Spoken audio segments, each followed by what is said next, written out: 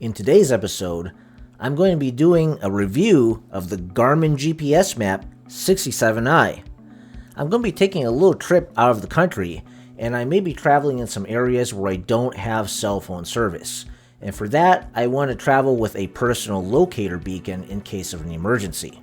This device is interesting to me because it can be used to send for an SOS, but it can also send messages to your friends, and it also has a screen with a GPS map on it so that you could possibly find your way back to civilization yourself.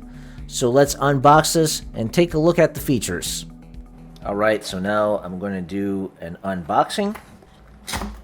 Uh-oh. Guess I can't return this now. Okay, so here we've got an instruction manual, product safety information, and here is the device.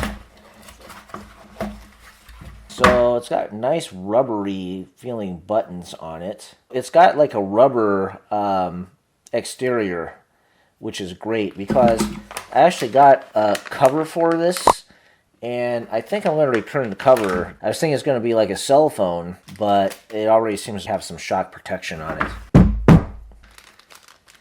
And here we got a clip and the USB-C charging cord.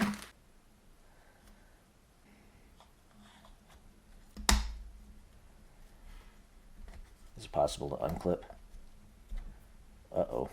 Well, I don't plan on unclipping this, so I'll probably have this attached to my belt. To use the inReach features, which includes messaging, SOS, tracking, inReach weather, you have to have an active satellite subscription, paying Garmin a monthly fee. I'm not too happy about that because this is just an emergency tool that I'd like to have. If it can't do an SOS, you have to have a subscription to it. That probably not going to be an economically viable option for me in the long term because I'm only going to be hiking once in a while. The other thing about it is that to use those features, you have to pair it with your phone. So I kind of hate that everything has to be a darn phone app nowadays. It would be nice if this was just a standalone device that I could use. Anyway, so let's go ahead and turn it on and see what we get in the loading screen. Don't push the power button here. See, I was thinking that to use SOS, it would be something like where you dial 911 on your cell phone. Your cell phone would probably work for 911 even if you don't have it connected, but apparently for this with the satellite thing, you need to have a subscription to the satellite service. Requires activation. Let's see what happens if I click activate. So I have to download the Garmin Messenger app. So here's the Garmin Messenger app.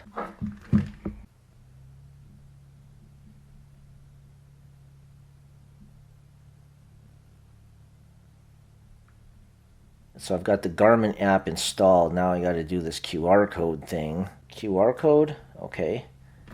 Open the link. And it has some of the friends I have that apparently use this service already. Didn't know that they do. Oh, here we go, add device. Alright, so it looks like in the app I have to go to this add device screen. So I'm going to click add device. I have to create an account. Alright. So now it's ready to connect. You have to activate this. I'm actually really tired of all these pay for services. So there's a $40 activation fee and a $15 a month. Oh my gosh. Here's an overview of the Garmin plans as of December 2024, retrieved from the Garmin website. The consumer plans start at $15 and go up to $50. The more expensive plans allow you to send more messages and weather report requests through the satellite network. All of them come with a $40 activation fee. If you cancel your plan and try to reactivate it at a later time, you will have to pay the $40 activation fee again. While this service might be essential for someone who traverses the wilderness a lot, even the most basic plan is a bit pricey for the casual traveler, in my opinion. I discovered one cool trick, however. If you try to cancel your essential plan through the Garmin website, they might give you an offer for an $8 a month plan to keep your device active.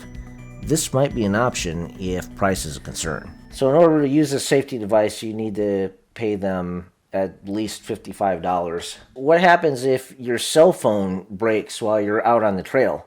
Or you lose your cell phone, but you have your GPS. Are you screwed then and you can't send messages or SOS? Do you need the phone? As I end up demonstrating later in the video, you don't need your cell phone to send messages.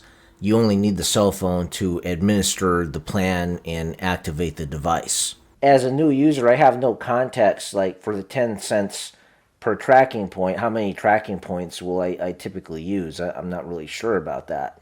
I found some clarity on Reddit here that one way you can keep your messaging costs down is to make use of the check-in style messages. They're basically messages that you can send to your friends or family, but they use the predefined message content. They also allow you to send a map with the message. Apparently, the map can be used in lieu of a tracking point, which is the one that costs 10 cents. Well, I guess I'll take one for the team here, and I'll go with the most basic plan. Hopefully I make enough money monetizing this video to make up for this. Optional search and rescue insurance. Wow, so they are going to charge you $40 for an insurance plan in case you need to be rescued. Let's see, what do you get with $1,000 per year? That's a lot. High altitude rescue. So these are for people who really like to go out in the wilderness frequently. It's probably a good idea, but not sure what the best option would be for somebody like me who just does this somewhat casually. So it seems to be hung here. 5 minutes later. Okay, now I've got to accept terms and conditions. It had me enter some emergency contact information. Open the activation menu option to your repair device to complete the activation menu. So we have to enter activate device, activation complete. Go to new message. So I have my email selected. Hold the plus minus keys for backspace. This is test. Okay. So we'll go to done. Send message. And let's see what happened. Aha! It sent me the message to my email. And I guess you would click this link to reply. Nice. So it has my location. It shows where I sent the test message from. Send reply. So let's see what happens when I reply to that message.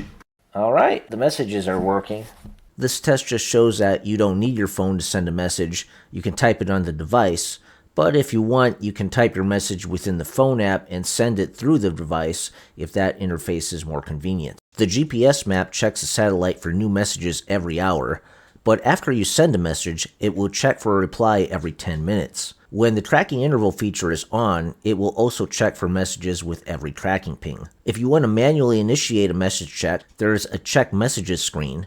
If you want to test your connection to the satellite, there's a satellite subscription test feature as well. To initiate an SOS rescue, you have to flip this cap off, push that button in there, but I'm not going to do that because I'm not having an emergency situation. Now let's take a look at the weather forecast feature. There's two apps on the Garmin for weather.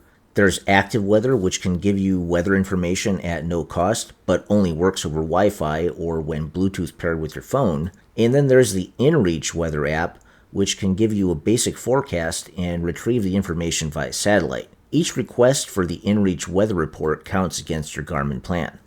The Garmin GPSMAP device has 15 gigabytes of space that can be used to store maps offline.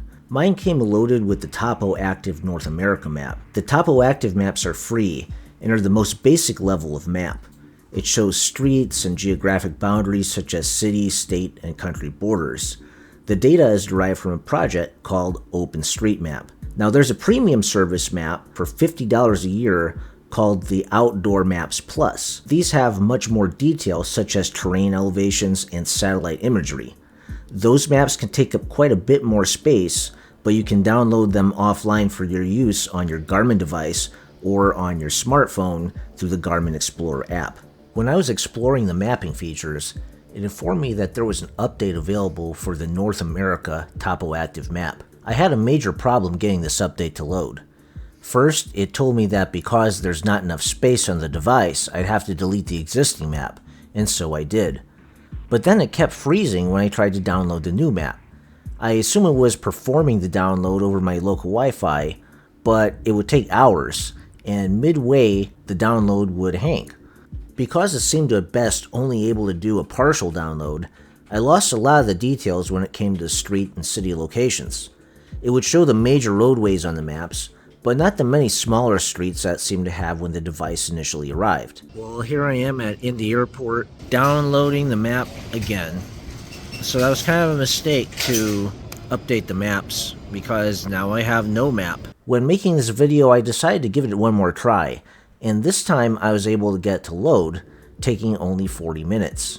I don't know why it didn't work previous times. Maybe it was a glitch on the server end, or maybe it had something to do with installing the Garmin Explorer app on my phone. That may have been coincidental, but I'm not sure, because it doesn't give me much clarity on what it's doing under the hood. At least now I have my map details showing up on the screen again. However, it did come at the cost of taking a lot more space. Before I had 7.8 gigabytes available of space on the device, and now there's only 3. If they do another update to the Topo Active map, and it takes up more space than's available on the device, will I be able to do the future download at all? Fortunately, there's an SD card slot to add space, but we'll have to wait and see how well that works with future large map updates. One of the fun things I did with the GPS map was bringing it aboard the plane for my trip. Here's what the GPS showed as we were about to pass above Louisville. The coordinates seemed a little off because I feel like the plane was closer to the city than the map showed. But then again, the visual angle from thousands of feet above may be deceiving. And it's also possible that the altitude throws the GPS calibration off. Many phones have the ability to receive GPS signals and display location using cached Google Maps. Here's a comparison of what my phone showed passing over the Atlanta area alongside the Garmin. I found that in some areas, the phone GPS didn't seem to work, but the Garmin did. This was especially true when flying over the Gulf of Mexico. The Garmin GPSMAP was able to receive GPS signals and track my location during most of my flight in the air.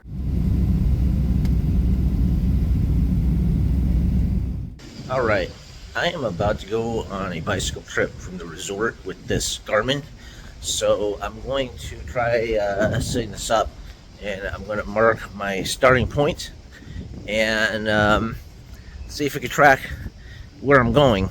And I'm going to use the little handy map feature here. I'm going to reset my activity here. Current activity. Save. Okay, so I think that restarted the activity. The GPS map lets you label locations with a flag called a waypoint. Waypoints can be organized ahead of time into a path called a route. Or you can label waypoints for places that you've been and put them into a collection called an activity. You can mark waypoints on the map by using the Mark button.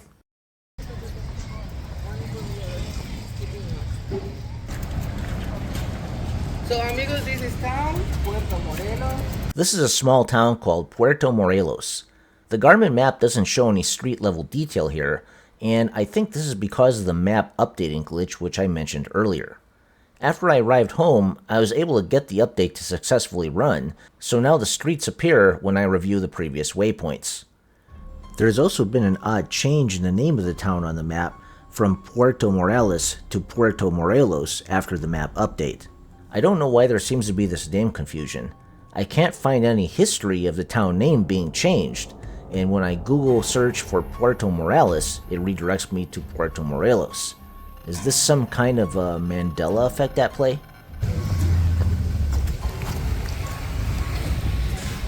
Another oddity was that the reported elevation seemed to be off, registering Puerto Morelos as being over 600 feet below sea level. That didn't seem to be correct. I later discovered that the altimeter works by barometer pressure and might require a calibration. After running the calibration steps, it seemed to be reporting a value much closer to expected at my home location. It's day 3 here, and I am ready to begin another trip.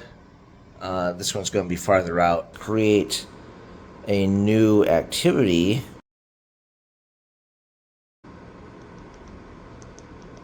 See, I wish these things could be named. It's a little confusing to know what's going on here. Zoom in. I think this is just me walking around the resort. Discard this one. So we're starting with a fresh activity here. I don't know why it keeps showing the distance is moving up like that. That's a little strange because I'm standing still. Maybe it doesn't have a good calibration on a satellite or something. I don't know. On this venture, I reset the current activity, and I'm also going to initiate a similar feature called Start Tracking. Tracking will record your journey into a unit called a track. It will automatically send pings of your location to Garmin at 10-minute intervals. Tracks can later be viewed through your Garmin Explorer portal or be shared with other individuals. According to the InReach plan details, each tracking point should cost 10 cents in addition to your subscription fee, but as of this time, I don't see any charges for these tracking points incurred on my account. Maybe they will appear in the next billing cycle.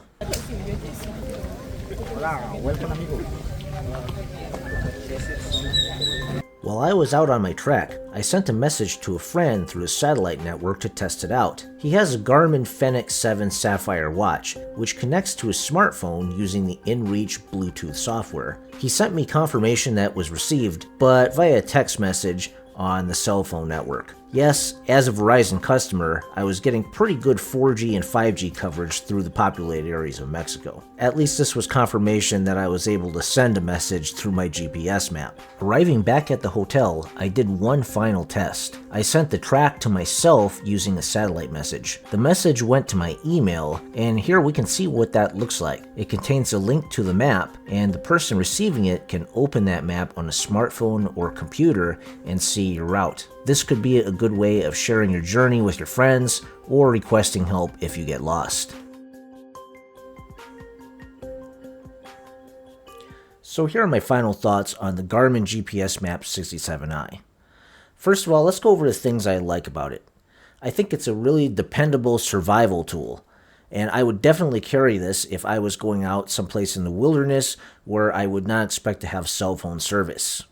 And despite the glitches I had trying to load the latest map updates, it acts as a pretty decent offline Google Maps. But its best features come at a high cost.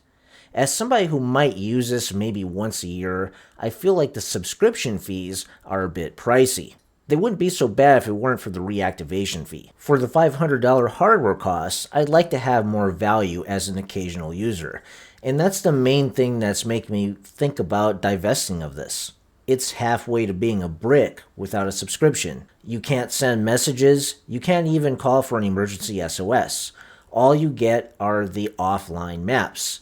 And most of those things that you could do with the maps, you could also do on your phone using Google Maps or the Garmin Explorer app offline. So do you really need the Garmin GPS map if you don't plan on having the InReach subscription? The interface is really clunky. It reminds me of the old BlackBerry. And there's also so many features on this device that's overwhelming at first. It took me a while to figure out the difference between a route, an activity, and tracking. Many of the apps on this device are also just connections to other paid services and other devices that you might buy from Garmin or otherwise. So I really feel like this is almost like a marketing gateway for other things that Garmin wants you to buy.